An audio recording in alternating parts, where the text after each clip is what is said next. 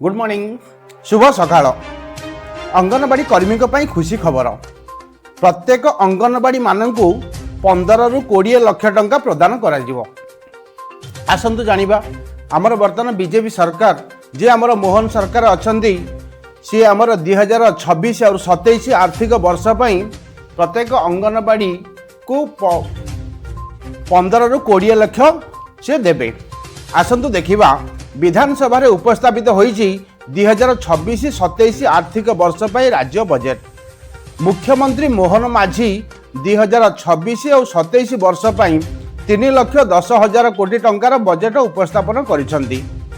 गत वर्ष तुलन में बजेट आकार रे 6.9% वृद्धि करा जायछि।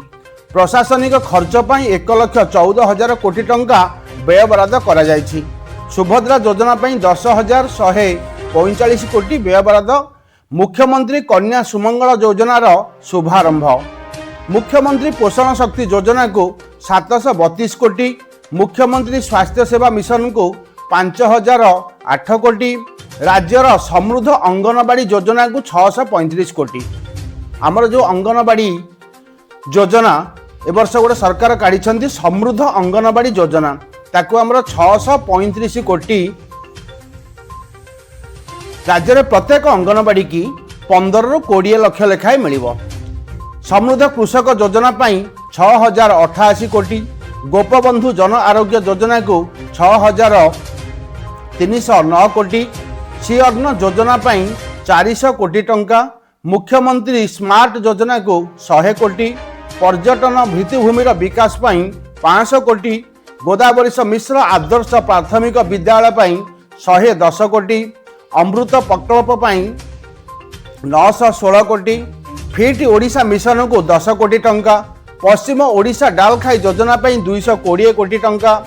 बारिपदारे छऊ एकाडेमी प्रतिष्ठा को गुरुत्व सुजला योजना को 820 कोटी टंका। मुख्यमंत्री पोषण शक्ति योजना को 732 कोटी। बजेट रे सरकार 16टी नुआ योजना। भिबी जी राम जी 5,575 कोटी। समृद्ध अंगनवाड़ी योजना 635 कोटी। मॉडल मंडी 100 कोटी। मुख्यमंत्री कन्या सुमंगल योजना। मुख्यमंत्री स्मार्ट सिटी मिशन 100 कोटी। एहीपरि भाव में आमर जो अधिवेशन चली से अधिवेशन रे जो 2026 और 27 पाई टंका व्यय बराद हैला। आमर ओडिशार प्रत्येक अंगनवाड़ी हेब उपकृत जार नाम हेउची समृद्ध अंगनवाड़ी योजना। जहा फल प्रत्येक अंगनवाड़ी केन्द्र को समय सीमा भितर पूरण करा जाई परिबो। कारण ओडिशार एमिति बहु अंगनवाड़ी केन्द्र अछि जहार निजस्व गृह नाही, भड़ा घरे चलीछि। किछि अंगनवाड़ी केन्द्र आजबेस्ट घर चलीछि। सबु अंगनवाड़ी केन्द्र को पूर्ण उद्धार करा जिबा सहित समय सीमा मध्य काम शेष करा जिवो बोली श्रीजुक्त मोहन चरण माझी कहिसंती। किंतु गोटे दुखर कथा आमर जो अंगनवाड़ी माँ मानकर जो 10 दफा दाबी थिला ताहा विषय किछि हेले आलोचना होई नाही। तांकर जो प्रथम दाबी सरकारी मान्यता, कारण अंगनवाड़ी को 51 वर्ष पूरिलानी आज पर्यंत सरकारी मान्यता मिलू नाही। नंबर 2 रे कर्मी मानक मासको 5,000, सहायिका मानक मासको 5,000 पेंशन। 3 होची मृत्युकालीन राशि कर्मी मानक और सहायिका मानक 5 लाख सहायता राशि। जे कोनोसी कर्मी मृत्यु पर डेथ सर्टिफिकेट और लीगल हार्ट पाइला परे सेमानकु 5 लाख सहायता राशि प्रदान करा जिवो बोली तांकर 3 नंबर दाबी थिला। नंबर 4 रे चाकीर समय सीमा 62 वर्ष रु 65 वर्ष को वृद्धि करिबा। नंबर 5 होची 2019 मसीहा ठारू दर संशोधन होई नाही, सेथिपई सरकार दर संशोधन करिवे। कारण एबे बाजार रे अंडा ठारू आरंभ करी सबु रेट बढ़ी गलानी। नंबर 6 रे आमर दरमा 26,000 करिबा पई सरकारक पाखरे दाबी रखिछु।